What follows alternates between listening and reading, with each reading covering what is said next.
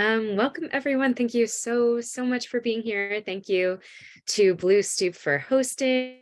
Ishani, love you. We'll miss you. Taylor, love you. So excited for you to be doing Thursdays on the Stoop. This is the Lore of Genealogy, Reimagining Our Pasts. My name is Alison Lubar. So this is being recorded just for accessibility purposes. So people who couldn't make the session are able to access the content. You're welcome to turn your video off. You can have it on if you want. If you put something in the chat, that will give me, that's indicative that there is consent to share. There will be a little bit of sharing during this, but there doesn't have to be. I teach high school. I'm used to a bunch of blank Zoom screens and no responses. Just kidding. The kids are great. Everything is fine. So again, this is the Lore of Genealogy, Reimagining Our Paths. And we'll just get into it. A little bit of me, like I said, high school. I teach high school English. I also teach yoga to high schoolers and at a studio. I have a background in philosophy. I have an intersectional identity. I'm mixed race, mixed API. I'm queer. I'm non-binary. And I wanted to do this workshop particularly because my most recent chap that actually the cover reveal was today, it's Sweet Euphemism with Mouthfeel Press. I've really been mining my past and mining my experiences and filling in gaps in a lot of family history. So I wanted to speak to you today about that process a little bit, and then also give you opportunities to do some of that writing on your own to kind of do a similar process to what I've done. But those are my other chaps that are out. And then I have another one coming in the fall with Stanchion. So the goals of this workshop are to get curious and creative about personal history and genealogy. Frequently, we get curious about what our past has been like in terms of our predecessors, and sometimes in ways that we don't have answers to. So that's where the creativity comes in. And if no one really tells our story, then they're lost. So I give you permission to fill in the gaps of your genealogical past with creativity, with magical realism, with other elements. Also, the goals are to read and discuss some poems, of course, and to generate writing and start having, as Amy Beth Sisson calls, seeds of poems. And then there's the little blurb about this workshop period at the bottom. I'm not going to read it to you because you already signed up. All right. So opening questions. We'll go through each of these. I'll pause for 30, 60 seconds for you to think. And then if you want to answer in the chat, or if you want to come off of mute, you're welcome to do so. I can't see everyone if you raise your hand. So you're welcome to just come off of mute. If someone else starts talking, give them a moment, or you can do a verbal rock, paper, scissors to see who goes first. But our first opening question is, how did you arrive at where you are? And I'm going to add the second. I'm going to add all three, and then you'll have the choice to respond to any of them either out loud or in the chat. So first is, how did you arrive where you are in this particular moment? What led you here? Who are your predecessors? And what's the relationship among the past, present, and future? So these are just some things to start thinking about. I'll give you about, again, 30 to 60 seconds to think about it. You can start putting responses in the chat. If they're in the chat, I will say who they're from, unless you specify, don't say my name in this. So take a little bit to think, just warming up the brain.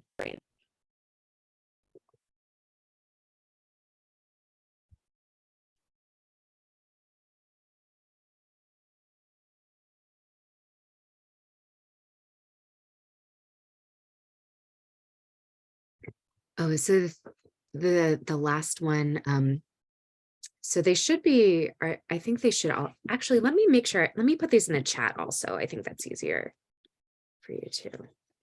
I meant to do that. Here we go. Oh, pasted the wrong thing. Paste. There we go. So the questions are, how did you arrive where you are? Who are your predecessors? And what's the relationship among the past, present, and the future?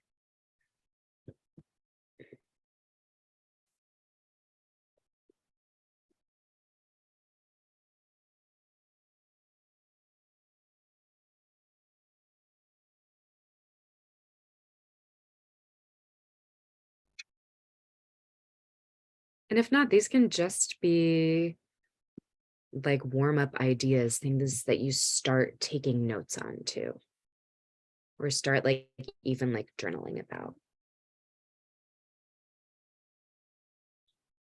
All right. And these are like really big questions too.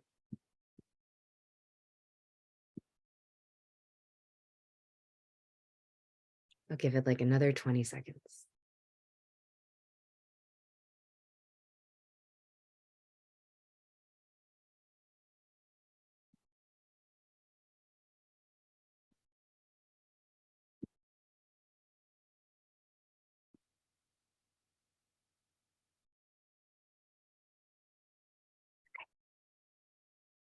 All right. So now that we have that kind of framework for the way that we're going to look at a couple examples, let's move forward. So this workshop is titled The Lore of Genealogy. So lore is defined as a body of traditions and knowledge on a subject or held by a particular group, typically passed from person to person by word of mouth. So by lore, your family lore, your history lore, the lore of your predecessors, think of in terms of what are the stories that you've heard passed down from people in your life. And it doesn't necessarily have to be someone that you're related to also, someone that you knew, or someone who had an influence on you, or someone who you feel is a spiritual predecessor in that way. So thinking of the ideas and the stories of who we are passed down through word of mouth that you're going to make manifested on the page. So, and then genealogy is a line of descent traced continuously from an ancestor. So it can go to one singular point. You can even consider like religion, philosophy, mythology as well. Do you consider yourself descended from like Adam and Eve? Some of you may, some of you may not, but that's what I mean also by like predecessor. So who are the people that you are from? And again, you can trace that in if it's not like in a literal sense, like in those other like metaphysical senses. So again, revisiting that question, how did you arrive where you are?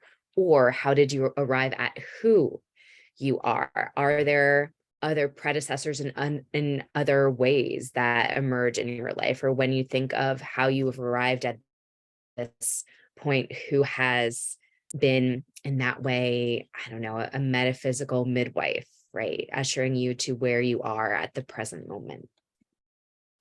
So when you think about my past, like who you are, you can consider an origin story. Like I said, I was particularly thinking of like Momotaro, the boy of the peach, of like come emerging from a peach. It's a Japanese folk tale. Or again, thinking of like Adam and Eve, that kind of mythology, or where were you in the creation of the world? Or they say that the ovum that you came from existed in your grandmother as well. Also considering autobiomythography of like, again, like filling in those gaps from the past, thinking, how did you arrive here? How did your family arrive here? Where are you from? A reconciliation with the past, or encapsulate a moment. Think of like, is there an old photograph? Do you have any of those, or an image of someone, and kind of taking an ekphrastic approach to that. It can be magical realism or it cannot be. Consider, who do you want to give a voice to? And take a thread of family history for a ride. So a lot of the writing that I did, particularly in Sweet Euphemism, is about my great auntie, and my great auntie and my grandfather were in the internment camps in Tule Lake during World War II, part of the Japanese incarceration. So I took a lot of the threads of the past that I've heard from them in various ways, and have kind of built the world around them. And so here's like a short example. So this is a high bun for running into your ex. So this is something that I wrote that's in Sweet Euphemism. And then I have examples from writers who are like much like more amazing than I am. But here's an example. After the war, Granny and Auntie took care of the estate of Mr. Martin. Mrs. Martin's oil painting of her poodle still hangs across from Auntie's spot at the dining table, a bite-sized Matisse wannabe, the putrid ochre and violet yellow, behind tufts of thick, white, curled fur. The frame is gold and wide. Mr. Martin was kind to Auntie, who confessed to pretending to be stupid so she could be mean. Made the Japanese demon face behind his back, cut her nails onto his bed sheets, left an errant hair under his napkin as a curse. Granny was happy to have work, smallness and otherness as aegis, but when she sees her abandoned husband in the Mission District, he crosses the street, looks down at the sidewalk cracks. Ghosts never have teeth. So what I did with this piece is I heard little shreds of like family history of my mom's granny, so my great grandmother, like what her life was like after the war, and then I filled in those details of what it might have been like for Auntie, who has only said that, oh, Mr. Martin was really kind, but I was really mean and I felt really bad, and that's what I took and kind of wove this narrative around it as well. So like I said, we'll have some like other like really expert examples. So the first is from the Denez Smith, we love. So and I'll put this question in the chat again so you can have this as we were discussing this poem. But for this poem, consider, how is this poem in conversation with the past, and how does poetry as a medium facilitate this conversation? So let me put that here. And here is the poem.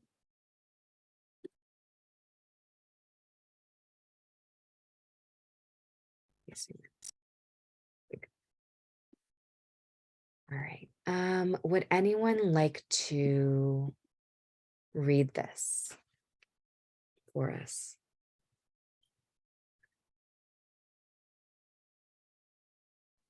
I will. Lucia. Oh, I heard another voice too. Oh no. Whoever that is, you can read the next one if you want. Right. Hello. Hi, Alison. Hi. Dream where every Black person is standing by the ocean, Denez Smith. And we say to her, what have you done with our kin you swallowed? And she says, that was ages ago. You've drunk them by now. And we don't understand. And then one woman, skin dark as all of us, walks to the water's lips, shouts, Emmett, spits, and surely a boy begins crawling his way to shore.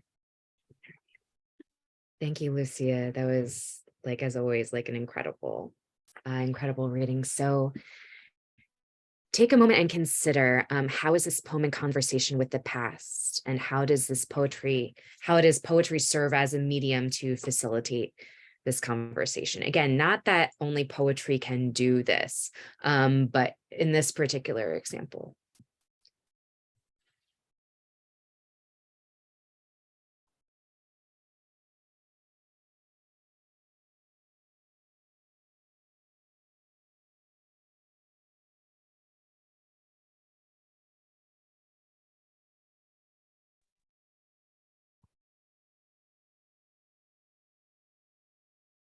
Hi. Hi. I can't see who's speaking, but thank you. My name is Malik. I think the question was, how is this kind of conversation with the past? I think there's a couple of things come up. I mean, the biggest thing being a reference to the transatlantic slave trade, and then what have you done with our kin that you swallowed? Thinking about drownings, thinking about those who are lost in the Middle Passage. There's a direct reference to obviously Emmett Till as well. And then I think, in that, I think there's a way that, water is kind of like this ever-present thing that exists across time. And it's always moving and moving back around to each other, into its original place. And so I think that in itself is a reference to time as a continuum, and outside of just, limited to this immediate moment of the present. Oh, I love that. Yeah, amazing. So I even, would see a yeah, tradition. no. I think it's really important. When he walks to the waters and shouts Emmett and spits, it feels a lot to me, kind of like a reference to libation or pouring libation, specifically calling people's names and then pouring out liquid. And this is, a obviously a very long tradition in African peoples. Yeah, I think that like 1000%, like absolutely everything. And I think that it's really interesting that you mentioned time, like the time and so water as like a conduit for time, and water is something that's timeless and something that links that links people together, and even that sense of the return. And like then with the boy crawling his way to shore, like this kind of like, again, like the sense of like libation as mourning, but then also like in that baptismal sense. That was awesome, Malik. Thank you. Does anyone want to add to that? Or even note anything about like form or anything about the conversation? I was struck by the name of the boy, Emmett, which I know as meaning truth, but I just looked it up and it also means universal. Mm, And I think that's significant. absolutely. Yeah. So even, in addition to the allusion to Emmett Till, the idea of truth, the other and what was the other thing that you said his name means? Universal. Oh yeah. Universal. Yeah. So truth and universal, and this idea of like always existing, again, like Malik's idea of like the continuum and water, like, and water as well. So even like from like, and granted, like the illusion is no small detail by any means, but the impact of that the possibility of that like reincarnation as being an element of magical realism as well. Absolutely. Anything else coming up for anyone, or things that you notice? I like the use of the ampersands Mm. and also the conversational nature of the way the story is built or the poem's built. Yeah, really great observation. So like the ampersand, that little like and symbol, that sense of like continuation, again, water, continuum, etc., but also like that it is conversational. So even though the question that I asked was, how is this poem in conversation with the past, this poem is like literally in conversation. And you can take that element of interview or that element of like back and forth. Like if you asked, how would the past or someone from the past answer, or even like someone in the future looking at the past? So using those poetic elements to engage in the conversation in a very, in some ways like straightforward way, but also in a very nuanced way. Really great observation. Anyone else?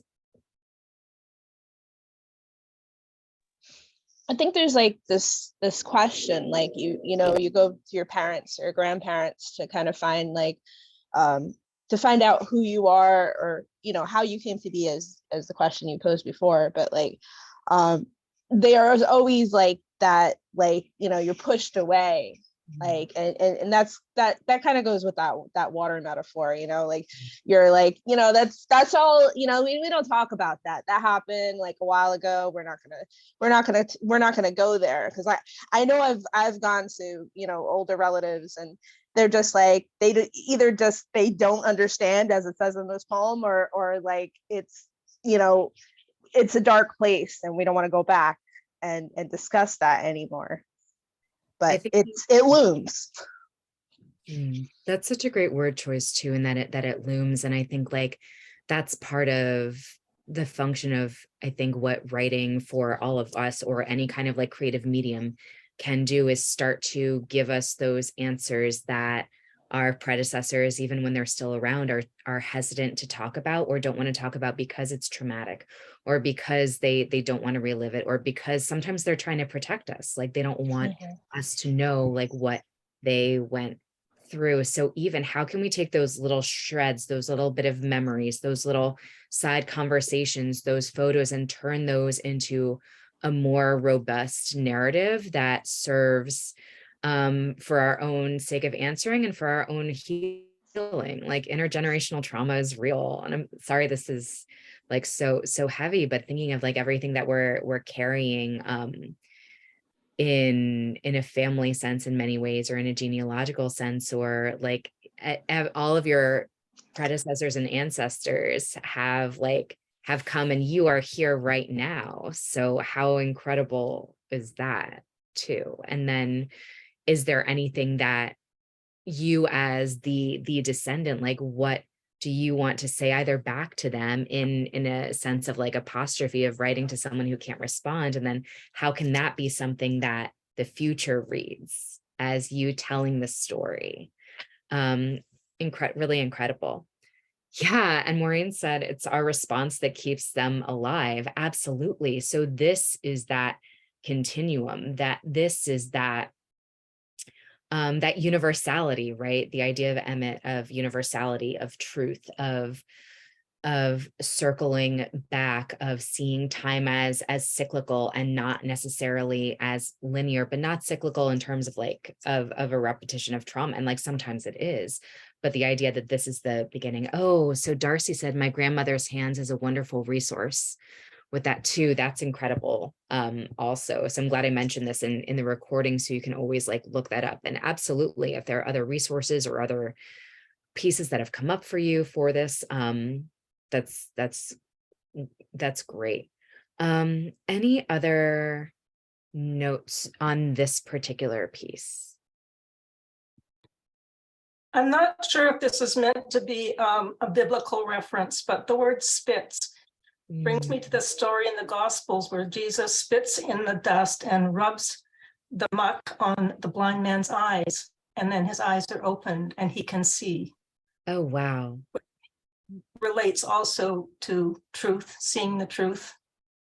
Absolutely. And I really have a birthing image in the you know, a boy crawling his way out of the water to the shore. Yeah, absolutely. I mean, that's incredible too, even thinking like the spirituality and religion and like mythology that can be told as part of like our own histories in that sense. I didn't know that. And this is what's so amazing and magical about these classes too. Like all of you bring like just as much, if not more, than I am to be the facilitator. Really amazing, everyone. All right.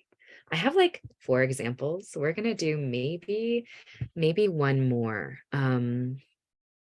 So just so you see what they are, and so they're noted in the recording. So the next one is Revolutionary Kiss by Tina Chang.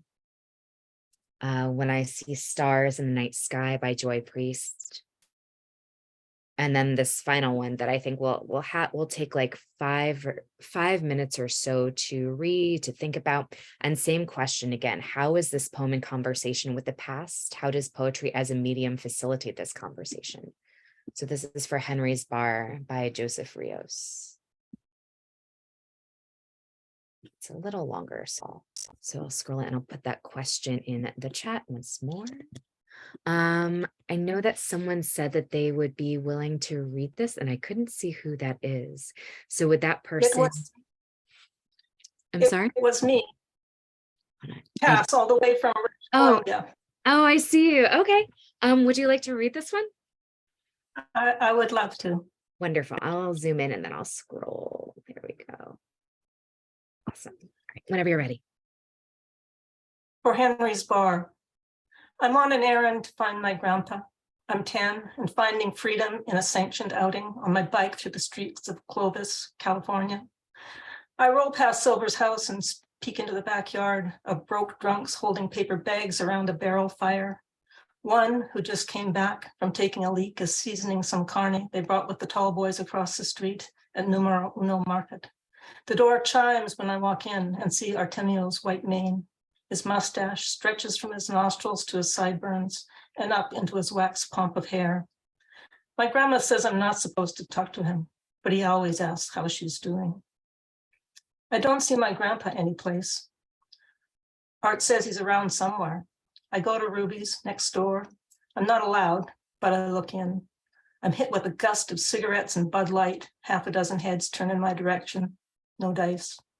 I ride down Pulaski with feet out each way. I swerve left and right, free for once. I am this far from the shouting distance of my grandma. I take to the alley just for kicks and pop a wheelie behind the appliance shop. I pull up behind Henry's, knowing Grandpa's in there. A few other grandpas too. I don't knock. I stay on my bike. I realize I'm not ready to go home. And like most men in this town, Grandpa doesn't want to be found. I keep riding. I go north toward what's left of the railroad tracks. There's a gray cloud moving across the sky, and I imagine I'm chasing it. I'm right behind it. I keep riding until it's all oleanders and stacked railroad ties. I never thought I could go this far. I get off the seat and stand. I glide next to a forgotten caboose. I imagine I'm the howling train now. My tires kick dust as they crunch over the dry, dry dirt. Thank you. That was beautiful reading. And so same questions with this. How is this poem in conversation with the past, and how does poetry as a medium facilitate this conversation? So I added the poem, I added a link in the chat because it's, try to get the whole thing on the screen here. Almost. Okay.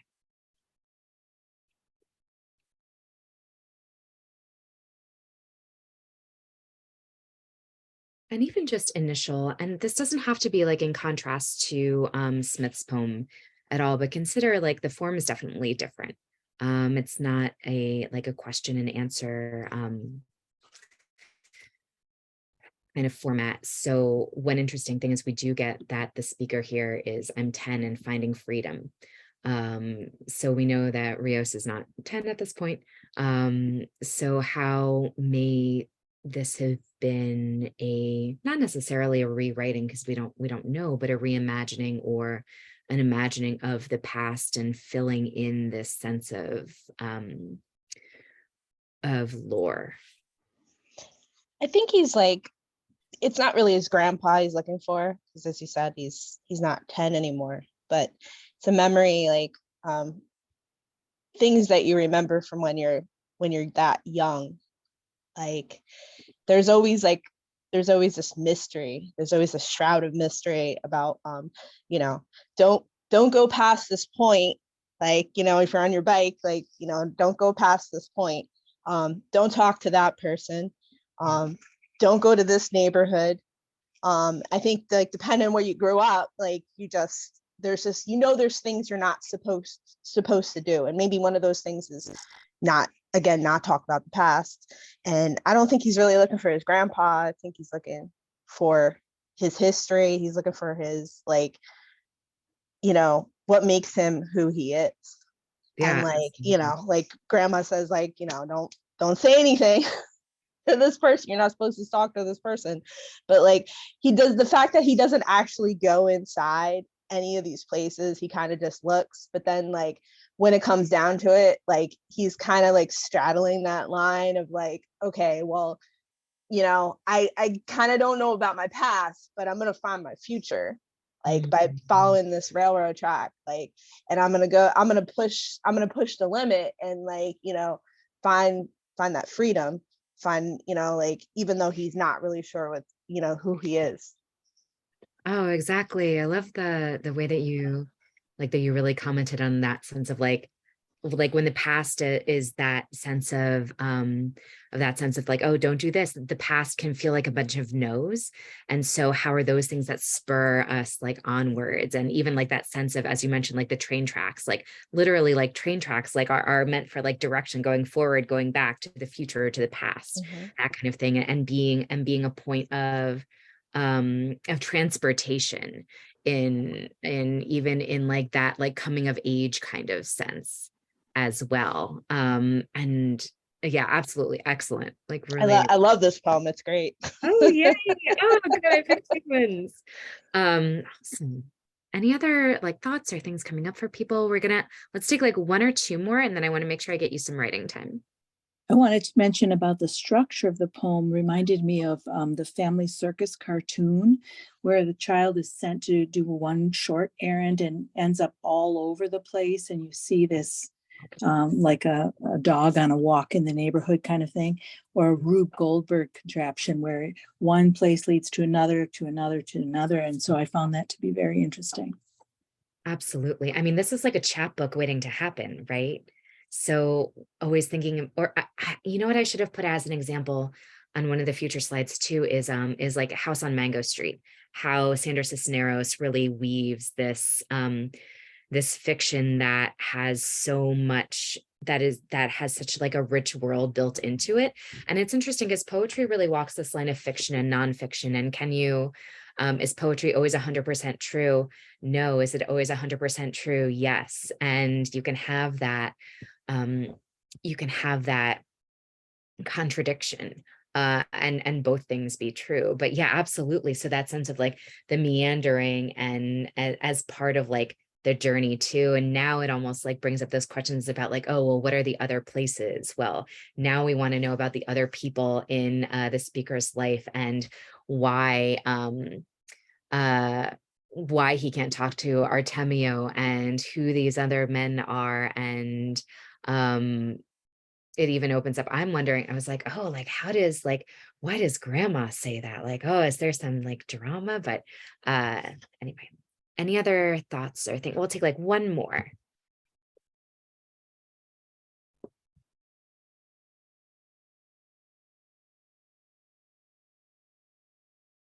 Going once, going. You said poetry is both true and not true. I kind of think of it more like perhaps it's not factual, but it's still truth. Oh, that's great. It makes me think of, I don't know if anyone here has read Tim O'Brien's The Things They Carried. He writes it, and it's a novel. He writes about the difference between happening truth and storytelling truth. And storytelling truth being true, even when the happening truth isn't necessarily true. That's a really great point. Oh, so good, so much, such a rich conversation. Okay, so we're gonna move on to give you some writing time. So here, just a couple other things. I was thinking of Aunt Jennifer's Tigers by Adrienne Rich, the Where I'm From by George Ella Lyon, which like English teachers love to use this. Believe me, I am one. Also thinking of like Pan's Labyrinth or Big Fish, anything that adds this kind of like adds lore in a really fantastical way. Feathers from a Thousand Li Away is the parable at the beginning of the Joy Luck Club, and also thinking of the story Tashi's story In a Color Purple, where they're like a minor character, but then Possessing the Secret of Joy is another book by Alice Walker where they're a main character. And also, by the way, The Color Purple is playing in New Jersey at a small theater called the Ritz, and it is incredible. Just a little plug.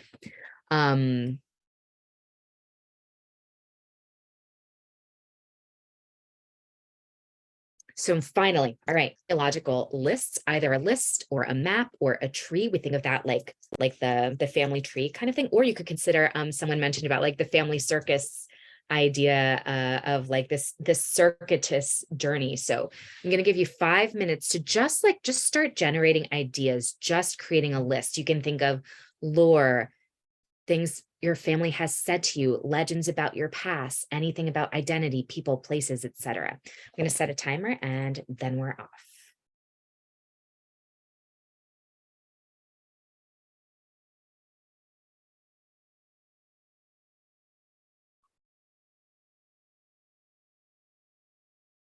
And I'll add that to the chat as well.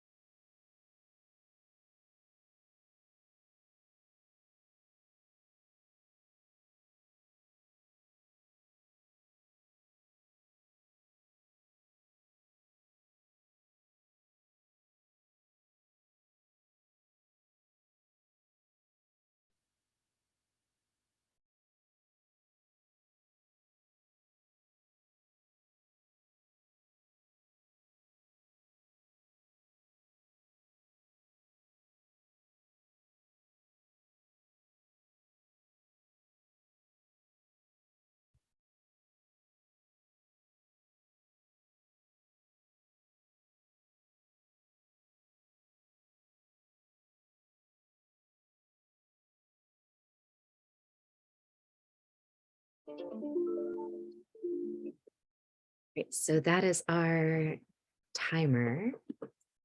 Now, room for optional share or what came up for you. So what types of things came up for you, or what did you start thinking about as this emerged, or as you thought about this?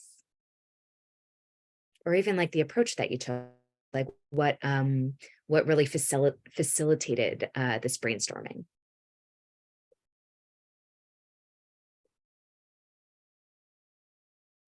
Oh yeah, Darcy, that's amazing. So Darcy said that they used a dream. Absolutely. I've done that in some writing too. Like, I don't know if you've ever had people who have passed away like come like in a dream like to you, but that's a really great idea. So you'll appreciate this. Mine was a fever-induced dream. Wow, a fever and oh, wow. Yeah. I mean, I don't know if I've ever like personally had one of those. I've had other things induce dreams, but not to incriminate myself when this is being recorded, but yeah, like absolutely. So tapping into those like other like states of consciousness or things that speak to you in other ways. So Lucia said, I was thinking a lot about places / homes, the specific house my family lived in PR in Puerto Rico. 9/11 Duke, the relationship to coastal cities, islands, how everything always goes back or revolves around Miami. Yeah, relationship to the sea. Lucia does like some incredible writing about this already, and I'm like excited to read more now. Maureen said, strong threads of poverty and addiction. Oh, absolutely. Yeah. How are the things that are in our past that build who we are or bring us to who we are, how are those things that can be metabolized in a way that returns our stories to us? It kind of escapes me now, but it makes me think of the narrator saying like, oh, like this isn't a story about that, it's a story about this, and that ability to like rewrite your own lore, to reframe it. Julie says, thinking of what has survived generations in my family. Yeah, absolutely.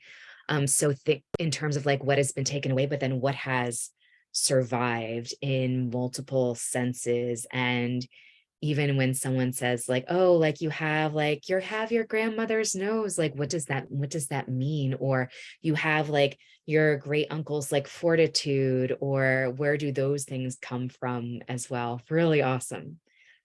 Any other thoughts on this? Let's see. So Melissa says, I reflected on the geographical differences of where my parents grew up. Yeah, rural versus urban. That's such an interesting conversation to imagine. Like I'm like already like I don't know your parents, but I'm imagining like a first date, or like how they met, or even that kind of like genesis of who they are and how that led to your story too. Really amazing, everyone. And everything you share is also like, and this is what I think of when I think of like Blue Stoop community too, of like everyone's like contributions, like really in this like exponential way. So I'm going to get to the next part of the prompt. If there are still things you want to add, you're always welcome to put them in the chat. So next is writing time, pre-ish writing time number 2. So what from your own lore and genealogy do you have questions about? So now that you've generated this list, consider what do you want to be in conversation with, or who, right? Choose one or two and either add details. If we go back to the Joseph Rios poem, like adding those details, even like thinking of that detail, like the oleander, add details, ask questions like Smith did, or even like make connections. Like, what is the connection between this point in time and that point of time, or this person and that person? So again, I'm going to give you about 5 minutes for that. Or let's say, I'll give you 4, right? And I'll put this in the chat as well.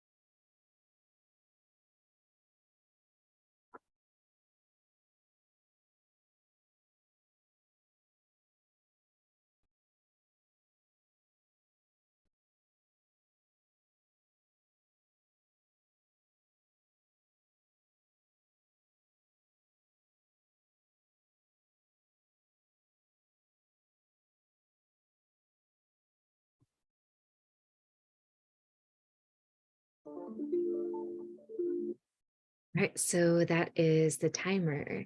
So before we get to, well, we can get to optional share what came up for you. Cass added into the chat that I combined the family tree and a map of my four fathers and four mothers, the tree growing out of the map and the map rooted in the tree. What an incredible image too. And especially I think how this kind of workshop or this kind of like idea of creating and mining from the past lends itself to like visual art too. So what could those threads be in like a visual sense also? And then that has the relationship to the page in terms of writing. What a cool symbiosis, right? So optional share or what came up for you? And we'll take like maybe 2 responses to give you to maximize time for writing.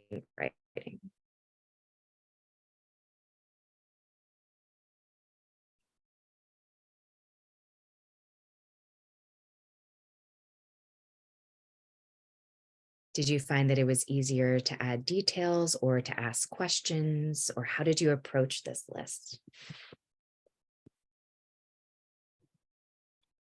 I thought about my grandfather, who was a photographer in the earlier part of the 20th century, and how the photographs could both lie and reveal truth. And then carrying that further, how one of my cousins joined a cult. And one of the things she was asked to do as a cult member was to destroy all connection and vestiges of her family history, and how much of what the photographs that my grandpa took were destroyed in that, yet some remain, and what remains are perhaps all the more treasured because they're all that's left. Wow. Oh, wow. Oh, Lucy says, no, not the photos. Oh, that's incredible. Oh my gosh. And so like so much to come like from that. So Lucia said lots of questions. Julie said ask questions. Darcy added this really cool piece that maybe we'll read like at the end too. Oh wow. I'm just skimming it quick. Awesome. So let's again to maximize the time that you have for writing, we're going to take next, I'm going to say 5 so that we have like a little tiny bit of time at the end for this last part. So you'll choose one moment / story / lore from your map as a subject for writing. If you're stuck, set the scene first. If you're stuck, you can situate it in time and place and fill in the gaps. Think of autobiomythography, magical realism, etc. Oh, and then Melissa added, what are the dreams my parents would have pursued, would they had pursued instead if they weren't fixated on meeting their parents' expectations? Oh, oof, that resonates personally too. Wow. So yeah, take another, gonna give you 5 minutes just again, to start this thread. And I'm going to put this prompt in the chat as well.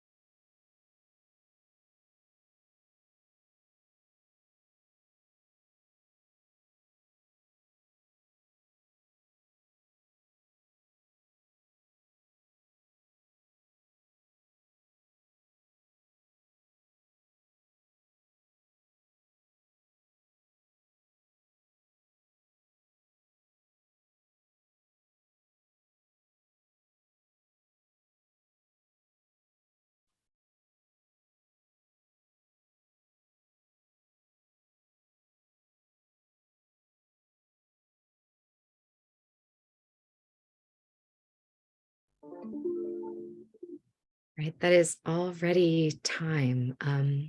And I wanted to add from here that Maureen in the chat mentioned my great grandmother fled Poland during the pogrom. Very little was ever discussed. So many questions.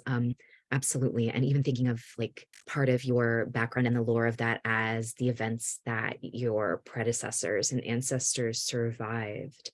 And especially when looking into the history can be incredibly like upsetting and like I didn't want to do a ton when I started doing research into like the internment camps in Tule Lake, and it just became like a lot. And so I decided I was going to fill in some of the gaps with like a magical realism like sense instead. So we will do an optional share once the recording is stopped. I'm just going to share my info quick. So if you want any more from me, you can send me an email. This is me on Twitter. I have a website too with like all the stuff. And yeah, we can stop the recording now so we can share, if you feel so inclined, that any of the writing that you did.